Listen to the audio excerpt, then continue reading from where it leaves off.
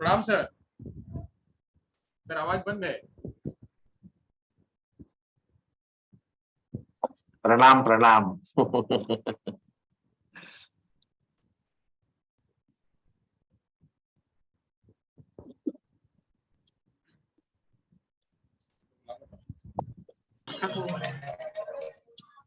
सभी पार्टिसिपेंट्स का और इस ऑनलाइन वेबिनार में जुड़े हुए सारे पार्टिसिपेंट्स, हमारे विद्यार्थी और कॉलेज के जो स्पीकर हैं वो हमारे विद्यार्थी, साथ में आज हमारे बीच जुड़े हुए रिसोर्स पर्सन स्पीकर के रूप में डॉक्टर संजीव पांडे सर, मेरे गुरु मेंटर। जब से मुलाकात हुई तब से मैं सर का फैन हो चुका हूँ कि कितना सर से सीखने को मिले। आज ऐसे जुड़े हुए हैं सर। आज हमारा इस नेशनल वेबिनार का दूसरा दिन है। जैसा कि हमने मुद्दा लिया हुआ है, टॉपिक लिया हुआ है, वो टॉपिक बहुत ही यूनिक है और उस पर चर्चाएं भी बहुत यूनिक तरीके से हो रही है।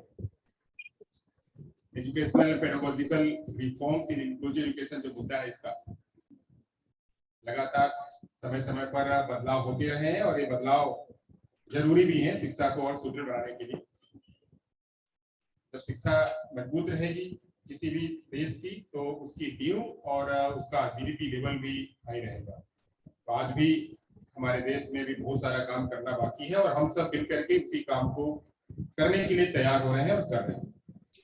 यह काम और भी यूनिक तब होगा जब सबको लेकर के चलेंगे। सबका साथ सबका विकास जो हमारी करंट गवर्नमेंट है उसका जो ये लोगो है, उसको जब लेके चलेंगे तब मीन्स हमारे साथ में जो सामान्य वर्ग है, उसके साथ में जो वंचित वर्ग है, पिछड़ा वर्ग है, इन सबको साथ में लेके चलेंगे। उसी के साथ में एक समावेशी वातावरण क्रिएट करना, समावेशी वातावरण लेके जाना वो बहुत जरूरी है। उसी को ध्यान में रखते हुए ये टॉपिक मुद्दा लिया गया है कि शिक्षण में कैसे सबको लेके आया जाए, समाज में धारा में हर एक वर्ग को, बच्चों को कैसे शामिल किया जाए और उनकी शिक्षण व्यवस्था कैसी हो, उनका पेडागोजी, उनका एजुकेशन रिफॉर्म कैसे करें कि सब लोग शामिल हो पाए। उसमें टीचर्स का योगदान, उसमें बच्चों का योगदान, सबका योगदान किस प्रकार से हो, वह सब बहुत जरूरी है। तो ऐसे ही आज दूसरे दिन हम लोग जुड़ेंगे। आज दूसरे दिन में जो हम मुद्दा चर्चा करेंगे, वो चर्चा करने से पहले आज सरस्वती जी की वंदना प्रेयर करते हुए हम आज का कार्यक्रम शुरू करेंगे। तो प्रेयर के लिए हमारे कॉलेज के बीड के विद्यार्थिनी, दो विद्यार्थियों को मैं आमंत्रित करूंगा कि वो प्रेयर से कार्यक्रम की शुरुआत करें।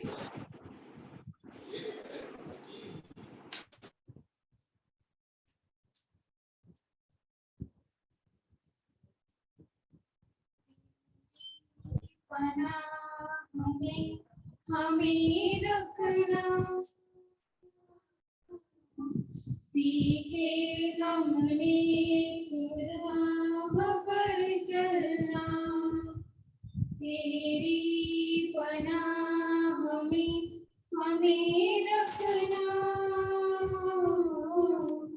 सीखे हमने राह पर चलना, कपट कर्म चोरी बेईमानी और हिंसा से हमको बचाना, कपट कर्म चोरी बेईमानी और हिंसा से हमको बचाना, नालिक बन जाऊं न पानी, नालिक बन जाऊं न पानी, निर्मल गंगा जल ही बनाना,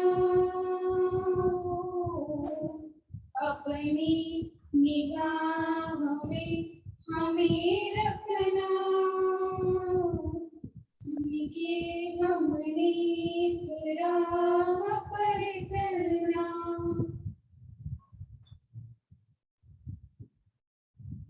थैंक यू बहनों।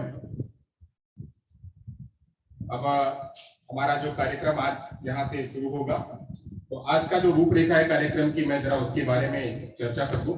आज के कार्यक्रम की रूपरेखा में, जैसा कि आज हम 19 अगस्त और आज का जो दिन है वो बहुत ही पावन दिन है। श्री कृष्ण का जन्मदिन है आज। तो आज हम श्री कृष्ण जन्माष्टमी भी सेलिब्रेट कर रहे हैं। तो आप सभी लोगों को श्री कृष्ण जन्माष्टमी की हार्दिक शुभेच्छा, हार्दिक शुभकामना देते हुए कार्यक्रम का चर्चा करेंगे। आवाज नहीं आ रही है, ऐसा है? अच्छा, कहीं से नहीं आ रही है तो प्लीज एक बार अपने माइक को चेक कर लें। तो आज का जो कार्यक्रम होगा उसमें सबसे पहले हमारे बीच आज के जो स्पीकर हैं, रिसोर्स पर्सन हैं, doctor Sanjeev Kumar Pandey sir, assistant director UGC HRDC Rani Durgavati Jabalpur विश्वविद्यालय। सर हमारे बीच जुड़ चुके हुए हैं। और जैसा मैंने मेरे वक्तव्य शुरू करने से पहले ही मैंने कहा कि मैं सर का बिल्कुल फैन हूं और सर का बात करने का, मैनेज करने का, लोगों के साथ में ट्रेनिंग करने का, सर ट्रेनिंग सेंटर से जुड़े हुए हैं, ह्यूमन रिसोर्स डेवलपमेंट सेंटर से जुड़े हुए हैं, तो लगातार कार्यक्रम करवाते रहते हैं। और उन कार्यक्रमों में जो छोटे लोग होते हैं, पेडागोजी तो ठीक है, पेडागोजी भी ठीक है, हाउटागोजी कैसे तैयार करनी है ये सर से अगर सीखना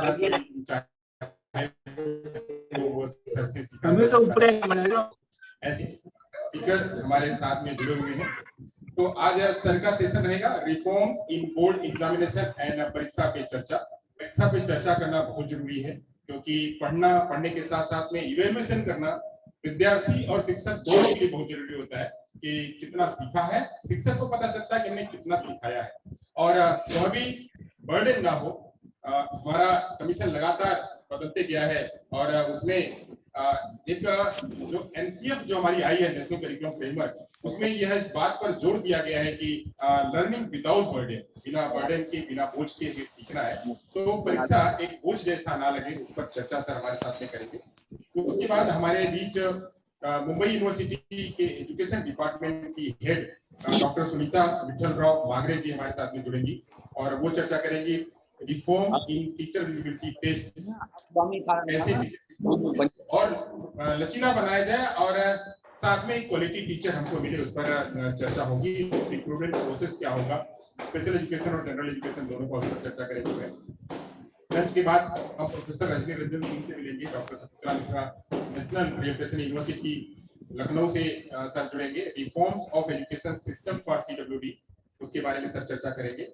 और लास्ट में हम चर्चा करेंगे, बात करेंगे सर से जुड़ेंगे डॉक्टर विमल किशोर सर से, assistant professor, associate professor department of education, central university Jharkhand से सर जुड़ेंगे और वो हमारे बीच में चर्चा करेंगे पेडागोजी ऑफ एक्सपीरियंशियल लर्निंग।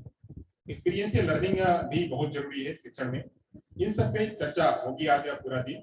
और आज का जो सेशन है वो सेशन कंटिन्यू करने के लिए सर का एक फॉर्मल तरीके से, औपचारिक तरीके से वेलकम करने के लिए मैं मेरे ही भूतपूर्व विद्यार्थी, बीएड के विद्यार्थी दिनेश बंजारा से मैं आग्रह करूंगा कि वो औपचारिक तरीके से सर का वेलकम करें।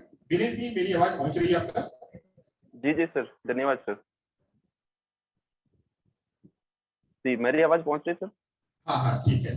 तो दिनेश जी, अब यहाँ से आप सर का एक औपचारिक तरीके से सर का वेलकम करिए और उसके बाद आगे का सेशन शुरू करें। दिनेश जी प्लीज। धन्यवाद sir. Good morning all of you. सभी को राम राम खम्मा गणी। सर्वप्रथम मां शारदे के चरणों में वंदन। मैं दिनेश बंजारा श्री सा KL institute for the deaf से बीएड स्पेशल एजुकेशन बैच 19-21 का पास आउट स्टूडेंट हूँ। मैं आज के नेशनल वेबिनार में श्री सा केएल इंस्टीट्यूट और हमारे बीच में हमारे साथ जो भी ऑनलाइन प्लेटफॉर्म के माध्यम से जुड़े सभी पार्टिसिपेंट की ओर से डॉक्टर संजीव कुमार पांडे सर का हार्दिक स्वागत और अभिनंदन करता हूं। मैं आप सभी को डॉक्टर संजीव कुमार पांडे सर का इंट्रोडक्शन करवाने जा रहा हूं। इसके लिए मैं सर से अनुमति चाहता हूं।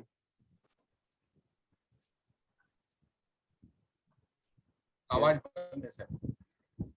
जी जी हाँ बिल्कुल, बोलिए, बताइए, बोलिए।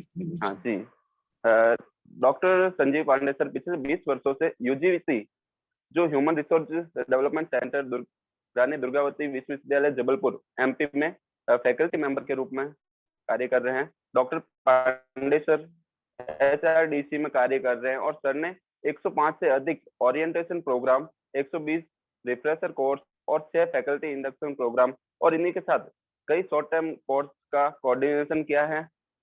और इन कोर्सेज के दौरान उनके 8 शिक्षक और एसोसिएटेड प्रोफेसरों ने ट्रेनिंग ली है। डॉक्टर पांडे सर ने एमफिल किया है और साथ ही 1997 में सर ने रानी दुर्गावती विश्वविद्यालय जबलपुर से इंडियन फिलोसॉफी में PhD पूर्ण की है। सर के 7 रिसर्च लेख, जो सर के 7 रिसर्च आर्टिकल हैं, वो नेशनल जर्नल्स में पब्लिक हो चुके हैं। इसी के साथ डॉक्टर पांडे सर को कानून और कानूनी क्षेत्र के हित के तहत MP के माननीय मुख्य न्यायाधीश द्वारा MP राज्य कानूनी सेवा प्राधिकरण के मेंबर के रूप में नॉमिनेटेड किया गया है। डॉक्टर पांडे सर रानी दुर्गावती विश्वविद्यालय जबलपुर की कई कोर कमेटी जैसे NAAC, दीक्षांत समारोह आदि के मेंबर भी हैं। एक बार पूनम में नेशनल वेबिनार जुड़े सभी पार्टिसिपेंट की तरफ से अभिनंदन करता हूँ। अब को विराम देने से पहले मैं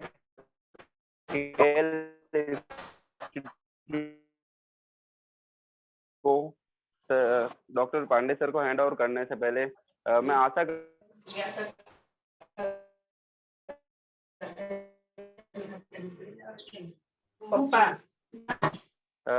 करता हूं कि सर अपने ज्ञान का भंडार से हम सभी को लाभान्वित करें। Please sir. बहुत बहुत धन्यवाद। बिल्कुल महत्वपूर्ण प्लेटफॉर्म पर मुझे अपने विचार रखने का अवसर प्रदान किया और ये मेरे लिए बड़े सौभाग्य की बात है। देश के एक अत्यंत प्रगतिशील राज्य के अंदर इस वर्चुअल मीडिया के माध्यम से आप लोगों के बीच में उपस्थित हुआ हूं और संतोष जी ने मुझे एक ऐसा टॉपिक दे दिया है जो टॉपिक आज के सबसे ज्वलंत टॉपिक है और मेरा ये मानना है। संतोष जी 1 मिनट का अवसर ले सकता हूं मैं? 1 मिनट का बस। जी सर प्लीज।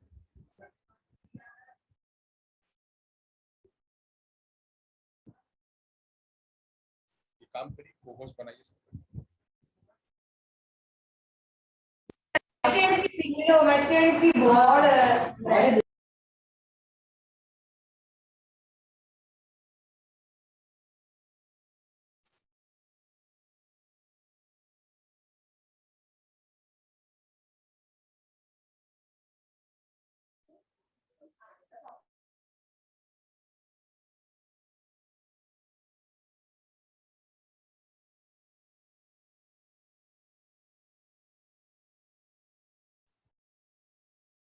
जितने भी को-होस्ट मेंबर हैं वो प्लीज ये ध्यान करें कि स्पीकर और एडमिनिस्ट्रेशन के अलावा कहीं से आवाज ना आए। जब अवसर दिया जाए तब वो लोग बोले, ये प्लीज सुनिश्चित करें सारे को-होस्ट।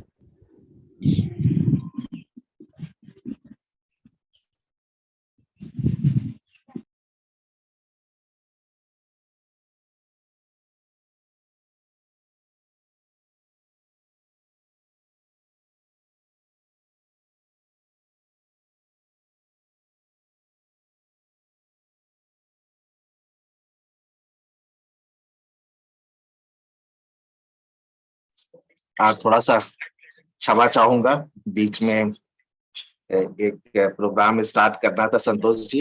अभी तो रिसोर्स पर्सन आ गए थे तो उनको थोड़ा इंट्रोड्यूस करना था। मैं ये चर्चा कर रहा था कि संतोष जी ने जो मुझे टॉपिक दिया है एग्जामिनेशन रिफॉर्म के ऊपर में, स्पेशली बोर्ड एग्जामिनेशन से रिलेटेड, और एक है परीक्षा पे चर्चा। राष्ट्र का जो सबसे महत्वपूर्ण भाग होता है वो होता है शिक्षा, और उसकी जो शिक्षा पद्धति होती है उसके शिक्षा के ऊपर में ही वो राष्ट्र विश्व में अपने को एक स्थान दे पाता है। जब से हम आजाद हुए हैं तब से लगातार हमारी शिक्षा प्रणालियों में अलग अलग प्रयोग किए जाते रहे हैं और अलग अलग तरीके से उसमें रिफॉर्म भी होते रहे हैं। कई ऐसी महत्वपूर्ण रिपोर्ट हैं, मुदगियाल साहब की रिपोर्ट है, कोठारी साहब की रिपोर्ट है ना, राधा कृष्णन साहब की हायर एजुकेशन को लेकर रिपोर्ट है। 1986 में हमने एक न्यू एजुकेशन पॉलिसी भी लॉन्च करी और उसके अंतर्गत भी हमने स्कूल के एग्जामिनेशन सिस्टम, उसके कैरिकुलम डेवलपमेंट और इन सब चीजों के ऊपर में बहुत चर्चा भी हुई और उसका इम्प्लीमेंटेशन भी हुआ। और हर 10 साल में सरकार चाहती इन चीजों में रिफॉर्म और चेंजेस होते रहे। किन्हीं कारणों से 86 के बाद 92 में कुछ अमेंडमेंट किया गया, लेकिन करीब 30-32 साल लग गए जब हमने नेशनल एजुकेशन पॉलिसी 2020 इम्प्लीमेंटेशन के लिए। देखिए, मैं कुछ ज्यादा आप लोगों के सामने टेक्निकली चीजों को रखने की जगह पर व्यवहारिक बातों को रखना चाहूं तो वो ज्यादा हम लोगों के लिए जरूरी है, क्योंकि मेरे को लगता है इसमें बच्चे भी हैं शायद। Santosh ji? Yes sir, yes sir, students भी हैं, स्टूडेंट्स हैं।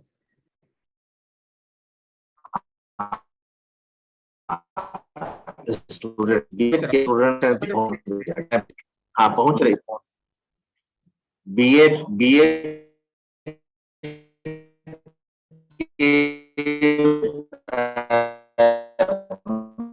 तो मैं इनको एक स्टूडेंट नहीं बल्कि बहुत ही एक रिस्पॉन्सिबल जगह पर देखता हूँ, जहां पर इनको एजुकेशन की एक ऐसी ट्रेनिंग मिलती है कि वो फिर बच्चों को उसके अनुसार से पढ़ाते हैं।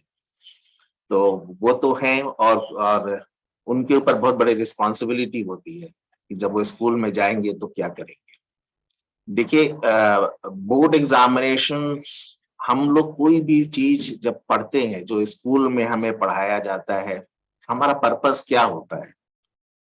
भारत इस समय एक ग्रोइंग कंट्री है जो कि ज्ञान के क्षेत्र में अपने आप को विश्व में स्टैब्लिश करना चाहती है। जब हम ज्ञान की बातें करते हैं तो उसमें हमको कई चीजें देखनी पड़ती हैं, जैसे हमको बच्चों के अंदर उनके क्रिटिकल एबिलिटी देखनी है, उसकी एक्सीलेंट थिंकिंग प्रोसेस को देखना है, और वो क्या पढ़ रहा है और उसके साथ वो क्या वैल्यू लेकर आगे बढ़ रहा है, क्या अपने यहाँ के संस्कार को लेकर आगे बढ़ रहा है। पहले बात करते थे वैल्यू की और संस्कार की बात करते थे तो हम सोचते थे अब वही घिसी पीटी बातें हमारे सामने। होलिस्टिक डेवलपमेंट बहुत कंपलसरी होता है देश में आने वाले जनरेशन को उसके अनुसार से खड़ा करना। शिक्षा नेक्स्ट जनरेशन को खड़ा करती है।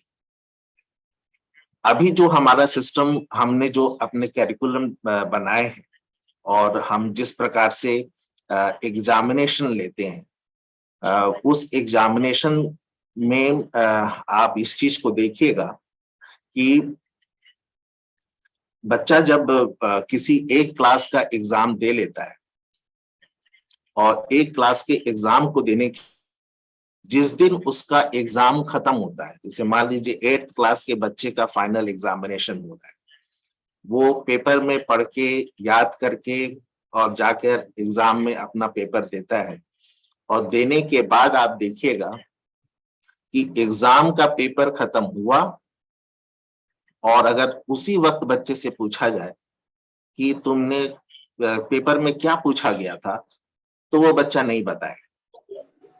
और इमीडिएटली हम जब एक से एक क्लास को पास करते हैं तो हम उस क्लास को भूल जाते हैं। मतलब अब हमारा काम हो गया, उसमें जितनी भी मेमोरीज रहती हैं वो मेमोरीज धीरे धीरे वॉश हो जाती हैं और हम नेक्स्ट स्टेप के पर आगे बढ़ जाते हैं। ये जो हमारा एग्जामिनेशन सिस्टम में हम कई चीजें होती हैं, एग्जामिनेशन सिस्टम जो आज के समय पर है, हम उसमें नहीं पता कर सकते कि बच्चे की वैल्यू क्या लेकर चल रहा था, बच्चे का क्रिटिकल थिंकिंग कैसी थी, बच्चे की लॉजिकल थिंकिंग कैसी थी, बच्चे का जैसो अपने को एस्टैब्लिश करने की मनोदशा कैसी थी। इन सब चीजों से हम बिल्कुल अलग रहते हैं। और एग्जामिनेशंस में आप देखिए, जैसे अभी बोर्ड का एग्जाम हुआ तो उसमें एक मेरिट लिस्ट बनती, कोई बच्चा 96% लेकर पास हुआ, कोई बच्चा 90% लेकर पास हुआ, कोई बच्चा 82% लेकर पास हुआ। इससे क्या फायदा? मतलब जिस बच्चे का अगर 65% आया है, वो बच्चा क्या 96% वाले से कम है? बल्कि उसके अंदर एक प्रकार की हम लोग हीन भावना ग्रसित करा देते हैं कि हम मेरा कम नंबर आया है। माता पिता भी उस बच्चे को बार बार यही बात बोलते हैं कि तुम इतने पीछे कैसे आ गए, इतने कम परसेंटेज तुम्हारे कैसे आ गए। ये जो साइकोलॉजिकल इम्पैक्ट पड़ता है, एक तो ये। दूसरा, जब एग्जामिनेशन का समय आता है, उस समय का जो उसके ऊपर साइकोलॉजिकल इम्पैक्ट पड़ता है, उस समय जो वो एक टेंशन के साथ में एग्जाम देने के लिए जाता है, ये बहुत ही नेगेटिव अप्रोच है। और इसमें देखा ये गया है कि बच्चे के होलिस्टिक डेवलपमेंट में ये बहुत जगहों पर ले जाके उसको रोकता है। 2006 में एनसीईआरटी ने की तरफ से एक कमेटी बनी थी। उस कमेटी में बार बार इस बात को स्ट्रेस किया गया था कि एग्जामिनेशन का जो पैटर्न होना चाहिए वो रेगुलर बेसिस पे होना चाहिए, सेल्फ इवेल्युएशन के बेसिस पे होना चाहिए, टीचर्स एंड पीयर्स टीम के बीच के इवेल्युएशन के बीच का होना चाहिए, न कि कोई एक मेमोरेबल उसकी मेमोरी टेस्टिंग करने के लिए कोई आपने पेपर में प्रश्न पूछ लिया और उस प्रश्न का वो जवाब अपने मेमोरी बेस्ड से दे रहा है। अभी उसका कॉग्निटिव लेवल सिर्फ एक मेमोरी के ऊपर में आधारित है।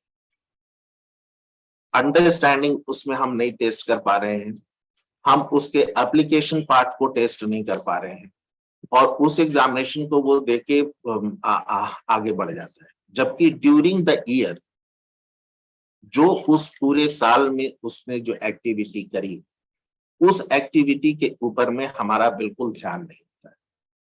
जबकि ह्यूमन बीइंग एक क्रिएटिव बीइंग है, एक सोचने वाला व्यक्ति है, हर वक्त कुछ नया करने की उसके अंदर क्षमता होती है। उस क्षमता के साथ में वो आता है। लेकिन यदि हम साल में एक बार ही उसका टेस्ट लें और पूरे साल उसको इग्नोर करके रखें कि उसने क्या किया, उसकी कोई वैल्यू नहीं। सिर्फ एग्जामिनेशन में पीछे के पेपर की ही वैल्यू के बेस पे हम उसको, उसमें आए हुए परसेंटेज के बेस पे हम उसको कंपेयर करें कि वो जो है सो बहुत ज्यादा एक्टिव है, बहुत अच्छा स्कोर कर रहा है, तो ये जस्टिफाइड नहीं है। ये उसके पूरे लाइफ का एक 10% हिस्सा है जिसमें वो मेमोरी बेस्ड एग्जामिनेशन में बैठ पाता है।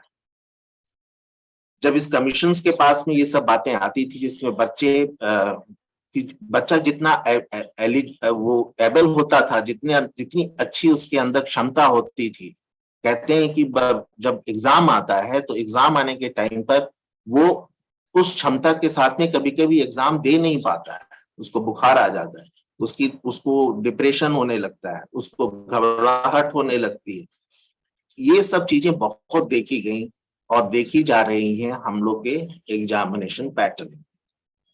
एक लेवल को पास करके दूसरे लेवल में जब वो एंट्री करता है तो उसमें बहुत से अच्छे बच्चे उस एंट्री में एंटर नहीं कर पाते हैं और इससे हमारा एक बहुत बड़ा नुकसान होता है, क्योंकि हम परसेंटेज बेसिस पे उसको अगली कक्षा में हम प्रवेश दिलाते हैं। इसी सब चीजों को देखते हुए अब धीरे धीरे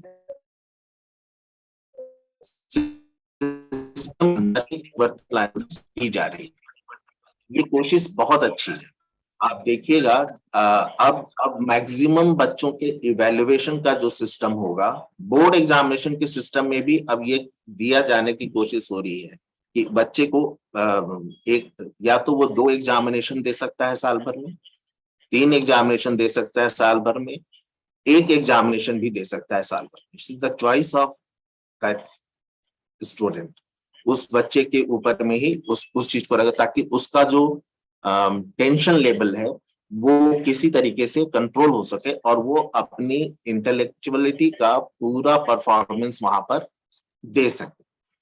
इसको लेकर अभी इस पर भी चर्चा हो रही है कि एग्जामिनेशन पैटर्न को क्या किया। अब इसमें सीबीएसई जो है उसमें आपका जो स्टेट का जो रोल है, उसमें सेंटर का जो, क्योंकि ये स्टेट और सेंटर दोनों का विषय होता है एजुकेशन, इसमें कौन कितना प्रगति कर पाता है ये अब आने वाला समय। हम लोगों को एक बात और बहुत अच्छे से ध्यान रखने की जरूरत है कि एग्जामिनेशन और बच्चों की पढ़ाई की सबसे बड़ी जिम्मेदारी हम सभी टीचर्स के ऊपर में होती है। एक ऐसे आने वाले समय में आप अगर सेंटर के द्वारा, सीबीएसई के द्वारा जो आपको एक कैरिकुलम दे दिया गया और हम उसी कैरिकुलम को एज इट इज अपनी ड्यूटी समझकर उसको पढ़ाते और चलते गए, तो कितना भी रिफॉर्म होगा, कितना भी बदलाव करने की कोशिश होगी, वो कोशिश सफल नहीं, क्योंकि हमारा देश जो है वो हमको एक आउटलाइन ला कर देता है कि देखिए हम आपको ये कैरिकुलम बनाकर दे रहे हैं, ये हमारा आउटलाइन है। अब इस कैरिकुलम को आप किस तरीके से इम्प्लीमेंटेशन करते हैं, क्योंकि करना हमको है, हम टीचर्स को ही ग्राउंड में जाकर अपनी एक्सरसाइज करनी, और उसमें यदि हमारा क्रिटिकल एटीट्यूड नहीं रहेगा या हमारा कोई एक क्रिएटिव एटीट्यूड नहीं रखेंगे, तो फिर हम उस बात को, उन बच्चों को डेवलप करने में उसका उपयोग नहीं कर पाएंगे। तो इन चीजों का विशेष रूप से इसमें ध्यान रखा है। मैं जो भी बातें आप लोगों से कह रहा हूं, आप लोगों ने जितने भी रिपोर्ट पढ़ेंगे उस रिपोर्ट में बहुत बड़ी बड़ी बातें आप लोगों को देखने मिलेंगी। मैं इस अपने सेशन में कुछ अपने अच्छे टीचरों के द्वारा ये जानना चाहूंगा, जो मुझे ये बात बताएं कि ये जो आप अभी जिस सिस्टम के बेसिस पर आप बच्चों के साथ में इंटरेक्ट करते हैं या बच्चों को जिस प्रकार के आप एग्जामिनेशन दिलवाते हैं, इसमें आप अपना क्या व्यू रखते हैं कि क्या होना चाहिए बच्चों के अंदर उनके होलिस्टिक डेवलपमेंट के साथ में उनसे इंटरेक्ट करने के लिए। वही अगर एक दो लोग हैं तो अपनी बातें रख सकते हैं।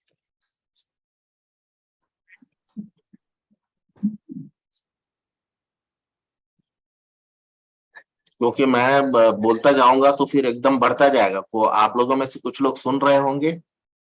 जी जी, सुन रहे हैं सभी लोग। और प्लीज सर क्या पूछ रहे हैं उसका आप लोग इंटरेक्ट करके वार्तालाप करिए और बातचीत करिए।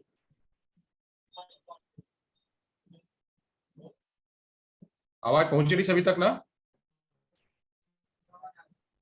हाँ, राजमल जी, सुरेखा बेन, सभी लोग, हाँ बोलो बलवंत। सर रिपीट करवाए नहीं क्वेश्चन से।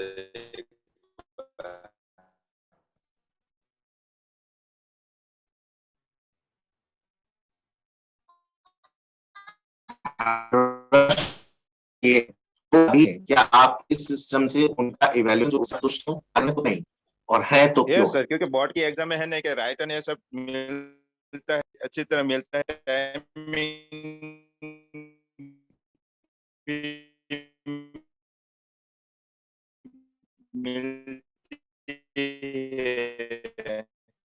साल में एक बार, और आप जो उनको पूरा प्रोस्पेक्टस पढ़ाते हैं और जब वो बोर्ड एग्जामिनेशन में 3 घंटे में पेपर दे के आता है आपके उसका, तो आपको क्या लगता है कि ऐसे एग्जामिनेशन पैटर्न में बच्चा फ्रीली अपना एग्जाम दे पाता है? इसमें क्या है, लोकोमोटर वाले दे सकते हैं, रीडिंग वाले भी दे सकते हैं। एमआर बच्चे को दिक्कत आती है, इसमें पैटर्न सेंस करना पड़ता है, इसमें सिलेबस भी सेंस करने की जरूरत पड़ती है, ऐसा लग रहा है। बिल्कुल। और कोई?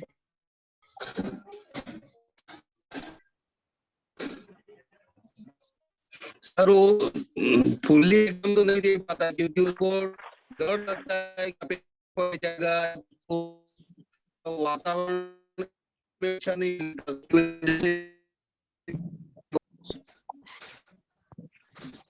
देखिए, आप लोग को थोड़ा सा मैं डाइवर्ट करना चाहूंगा कि देखिए, अब जो सिस्टम आप लोगों को अप्लाई करना है, जो आने वाले समय में एग्जामिनेशन का पैटर्न आपको 2030 और 2035 के आसपास में देखने को मिलेगा, और अगले साल से आपको बोर्ड एग्जामिनेशन में भी 3 तरीके आपको मिलने लगेंगे, जब वो बच्चे के ऊपर चॉइस पर डिपेंड करेगा कि वो हाफ ईयरली एग्जाम देगा कि ईयरली एग्जाम देगा। वो 2 एग्जाम भी दे सकता है, 1 एग्जाम भी दे सकता है। आपको मैं इस तरफ ले जाना चाहूंगा कि एजुकेशन पैटर्न, जैसे मान लीजिए कि आप अगर किसी बच्चे को फिजिक्स पढ़ाते हैं, आप उसको पढ़ाने के बाद में आप मेन एग्जामिनेशन में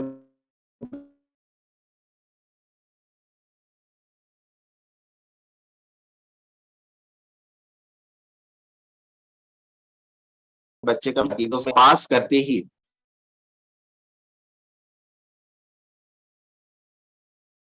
उसमें हो पाए, क्योंकि मैं ये चलता आप एग्जाम देंगे तो एग्जाम देने के बाद आप वो चीज भूल जाएंगे। तो मेमोरी की एक लेवल होता है, जिस लेवल पढ़ने के बाद मेमोरी काम करना बंद कर दे, जब तक आप उसका फिर से दोबारा गहन करेंगे तब तक आप उसके नॉलेज को उसके लेवल को आप ठीक तरीके से समझ नहीं पाएंगे।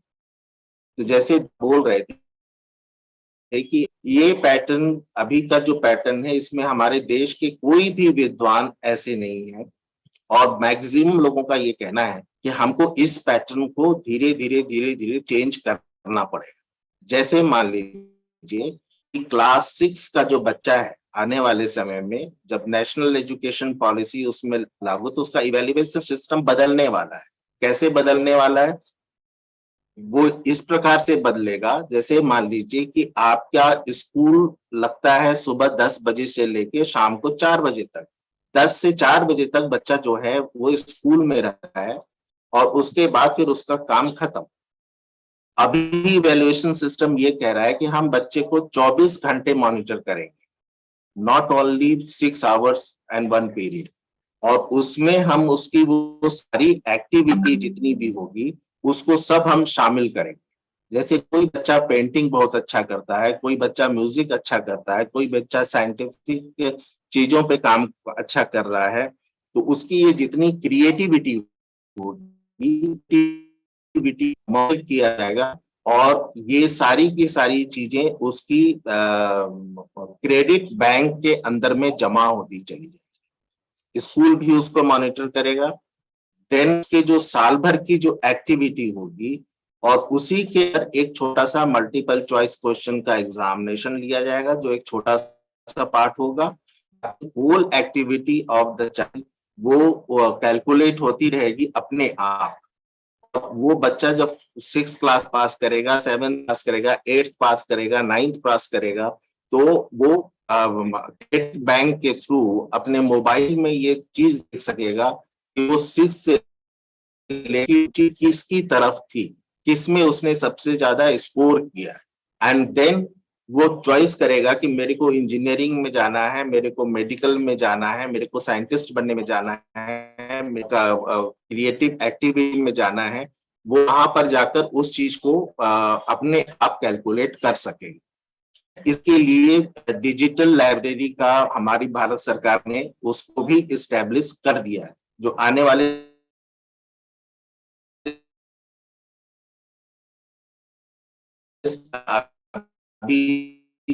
आशावाड़ी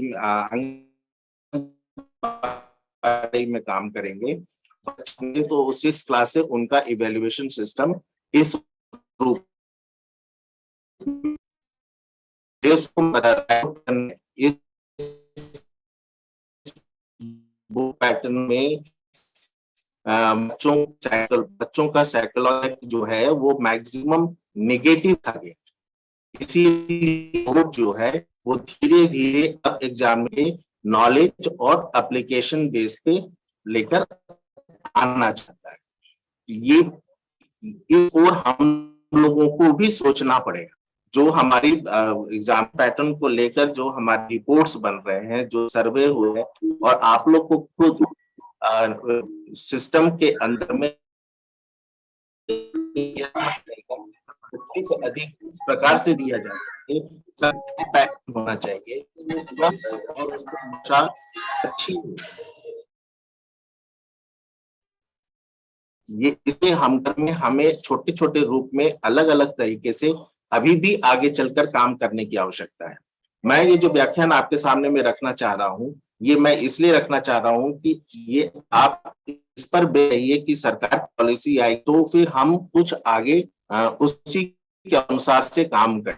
आपको एक डिफरेंट माइंड अपने को खुद तैयार करना पड़ेगा, और अगर आप बच्चों के साथ में अटैच्ड होंगे, उसको पूरा नॉलेज लेने के से तरीके अपनाए जाए, इसके ऊपर भी आप लोगों को एक छोटा छोटा एक्शन रिसर्च करना पड़ेगा।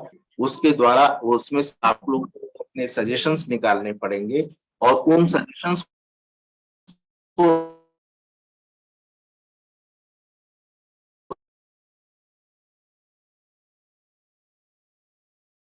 इकट्ठा कर धीरे आगे बढ़ना भी हो, ये अब ज्यादा इम्पोर्टेंट पार्ट बन जा रहा है। क्योंकि अब जो हमारे जो टीचर्स हैं वो टीचर्स सबसे ज्यादा माने जाएंगे जिनको बच्चे सबसे ज्यादा पसंद हैं। इस टीचर से बच्चे पढ़ना और नॉलेज लेना अच्छा समझते हैं, अदरवाइज ये चीज नहीं होती। क्योंकि स्कूल में ये भी देखा जाता है कि अगर वहां पर 4 टीचर हमको पढ़ा रहे हैं, उसमें से हमको 2 टीचर हमको अच्छा नहीं पढ़ा रहे हैं बच्चे, लेकिन बच्चा मजबूर है उनसे पढ़ने के लिए। अब सिस्टम ये होगा कि बच्चा मजबूर नहीं होगा, वो अपने एक जिस टीचर से पढ़ना चाहता है उस टीचर से वो जाकर उसमें पढ़े। ये नेशनल एजुकेशन पॉलिसी का बहुत ही इम्पोर्टेंट टास्क सामने आने वाला है। So the pattern of examination धीरे धीरे परिवर्तित करके, मेमोरी बेस से अलग करके एप्लीकेशन और नॉलेजेबल बेस पर उसको लाने की कोशिश इस समय की जा रही। ये तो एक बात है एग्जामिनेशन से रिलेटेड, बोर्ड से रिलेटेड। परीक्षा पर अगर हम चर्चा करना चाहें तो अभी ये तो जो बातें मैं आपसे कह रहा हूँ इसमें बहुत समय लगेगा, और कब ये धीरे धीरे धीरे धीरे परिवर्तित होता चला जाएगा इसका अभी कोई समय निश्चित निर्धारित नहीं है। लेकिन जो अभी चल रहा है उस चलते हुए विषय में ये एक बड़ी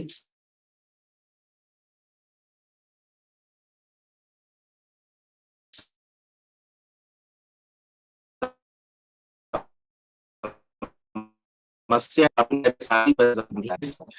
और उसको ये आभास कराना होगा कि तुम्हारी ये परीक्षा जो है यही तुम्हारे जीवन का अंतिम लक्ष्य नहीं, और वो अपने ये एक चीज है जो वो पास करके निकल जाएगा, लेकिन उसके पास करने से उसका कोई जीवन खराब या फेल हो जाने से उसका जीवन खराब नहीं होगा।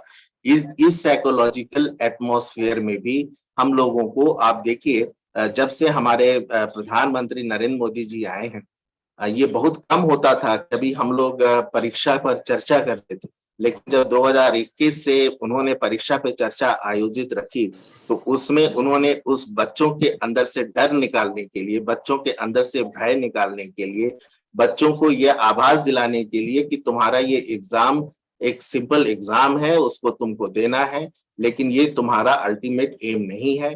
इसमें तुम अच्छे स्कोर लाते हो तो भी बहुत अच्छा है, अच्छे स्कोर नहीं भी ला पाते हो तो भी तुम्हें डिप्रेस होने की जरूरत नहीं है, तुम उसमें आगे बढ़ सकते हो।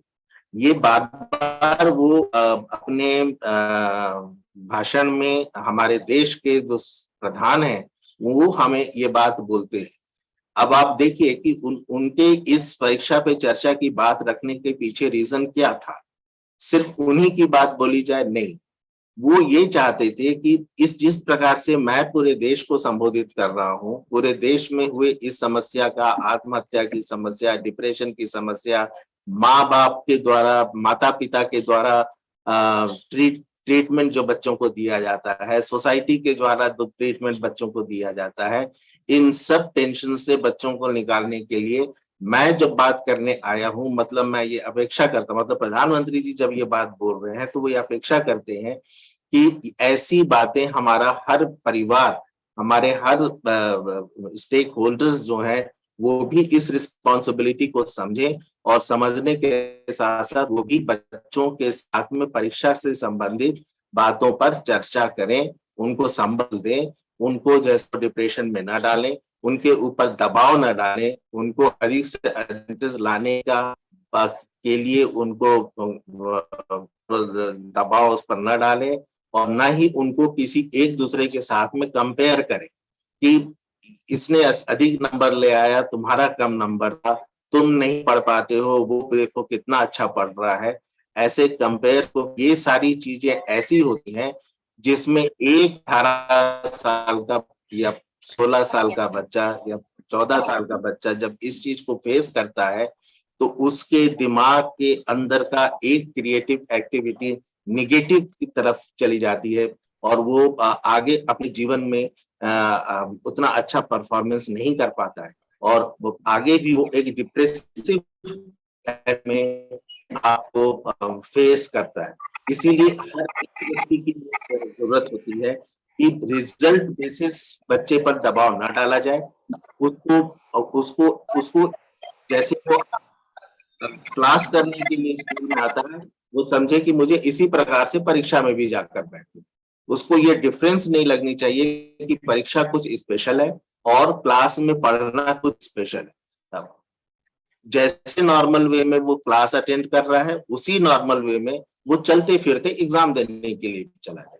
ऐसा एटमॉस्फेयर हम लोगों को उन बच्चों के साथ में ऑलवेज डेवलप करने की कोशिश करनी चाहिए। हम कितनी भी कोशिश कर लें फिर भी सिस्टम के अंदर में इसका परिवर्तन जब तक नहीं होगा तब तक काम नहीं चलेगा। इसीलिए जब परीक्षा पे चर्चा की बात चालू हुई तो परीक्षा के अंदर रिफॉर्म की भी बात साथ में साइमल्टेनियसली चालू कर दी गई है, क्योंकि हम कितना भी साइकोलॉजिकल बातें करें लेकिन अगर सिस्टम के अंदर परसेंटेज बेसिस काम होगा, परसेंटेज बेसिस बच्चों को एक दूसरे के साथ में कंपेयर किया जाएगा तो वहां पर इस प्रकार की बातें आएंगी और उससे बच्चों की मानसिकता से उनको बाहर निकालने में हमें काफी ज्यादा तकलीफ का सामना करना पड़ेगा। तो धीरे धीरे परीक्षा पे भी चर्चा करना, परीक्षा पे लोगों के बच्चों के साथ में उनके मनोबल को बढ़ाना, लेकिन इसके साथ साथ पॉलिसी में भी परिवर्तन करने की इस समय बहुत बड़ी आवश्यकता है और परीक्षा के सिस्टम को होलिस्टिक बनाना पड़ेगा। परीक्षा बिल्कुल भी 3 घंटे की परीक्षा से ही बच्चे का पूरा एनालिसिस कर लेना ये कहीं से भी औचित्य नहीं इसका समझ में आता है। इसीलिए उसका रेगुलर कंटिन्यू इवैल्यूएशन भी होता रहे और परीक्षा के टेंशन से वो धीरे धीरे अपने आप को बचा भी पाए, ये हम लोगों को निरंतर प्रयास करना पड़ेगा। अब जैसे योगेश जी हैं, भारत जी हैं, रश्मिका हैं, दिव्या हैं, आप लोगों ने हैंड रेस किया हुआ है, तो क्या गलती से किया है या कुछ बोलना चाहते हैं?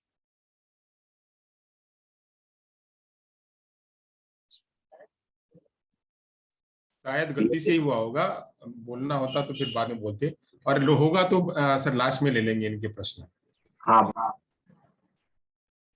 मेरे ख्याल से संतोष जी कुछ देर का डिस्कशन रख लीजिए क्योंकि मेरी क्लास में बड़ा डिस्टरबेंस हो रहा है जो मेरी अपने ट्रेनिंग प्रोग्राम चल रहा है। अच्छा अच्छा ठीक है सर, तो कुछ डिस्कशन अभी रख लें तो बहुत अच्छा रहेगा। हाँ ठीक है सर। तो इसमें से जो लोगों ने अपने हैंड रेस किए हुए थे पूछे कि हाँ परीक्षा पे चर्चा जो है ये और एग्जामिनेशन सिस्टम जो है उसको कैसे और फ्लेक्सिबल कैसा करा जा सकता है।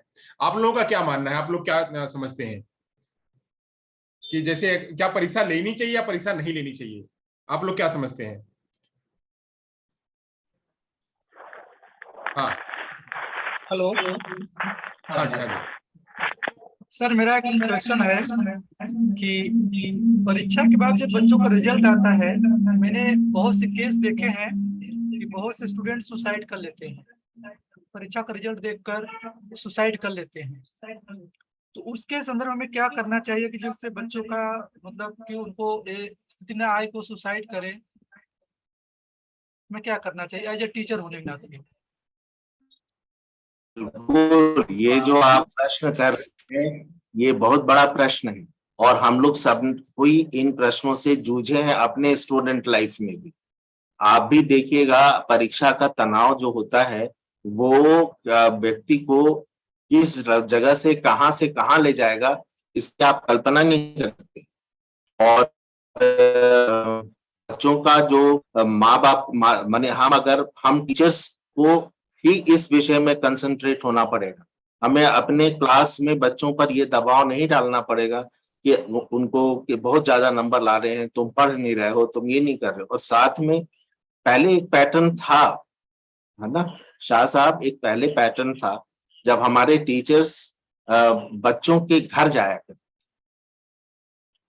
पहले ये बहुत बड़ा पैटर्न जिसको अभिभावक के यहाँ हमारे बच्चे के यहाँ सुबह सुबह साइकिल से अपना निकले और बच्चे के घरों में गए, बच्चे घर में बैठे, उनके माता पिता से मिले, उनके भाई बहन से मिले, वो दुकान है दुकान में जाके बैठे। तो पहले हमारे जो शिक्षक हुआ करते थे, जहां तक मुझे याद है 1985 तक 85-90 तक मैंने ये इन्वायरमेंट बहुत सारे स्कूलों में देखा है जब लगातार टीचर लोगों के घर जाया करते। अब क्या हुआ है कि हम उनके घर के माहौल को भी नहीं समझ पाते और आप बिलीव नहीं करेंगे बच्चों को सबसे ज्यादा टेंशन उनके परिवार में मिलता है जब वो उनके पिताजी और उनके माताजी के द्वारा बच्चों को अपनी आर्थिक स्थिति का दबाव डाला जाता है या उसके अंदर कंडीशन की तुम पास नहीं करोगे तो सब कुछ बर्बाद हो जाएगा, तुम पढ़ोगे नहीं तो अच्छे से नहीं होगा, तुमको पढ़ना चाहिए। तो वो अगर खेलने के लिए जा रहा है तो उसको मारपीट के बैठा देना और बच्चा जो है वो इतना डर जाता है अगर मेरा रिजल्ट खराब हुआ तो मेरे माँ बाप मुझे क्या कहेंगे, मेरे अंकल, मेरे चाचा, मेरे बुआ, मेरे दादा, ये लोग सब मेरे को क्या कहेंगे, मैं किस मुंह से उनके सामने जाऊंगा, मैं किसी को मुंह दिखाने लायक नहीं हूँ, अपने दोस्तों से मैं पिछड़ गया, मैं उनको कैसे अपना मुंह दिखाऊंगा। ऐसी ऐसी भावनाएं उसके अंदर आने लगती हैं और जब इतनी बड़ी बड़ी भावनाएं उसके अंदर आती हैं तो वो कोई भी स्टेप उठा सकता है। स्टेप को उठाने से बचने के लिए लोगों को लगातार बच्चों से अभिभावक संपर्क करके रखना बहुत जरूरी होता है और इसी कारण से शाह साहब ये जो पैटर्न है एग्जाम में, हम कितनी भी मेहनत करेंगे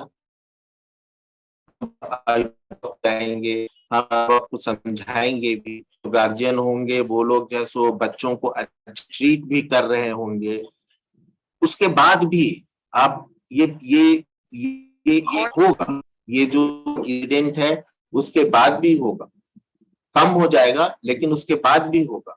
तो जो हमारी नेशनल लेवल की कमेटी बनी थी ना, उस कमेटी में ये बात रखी गई थी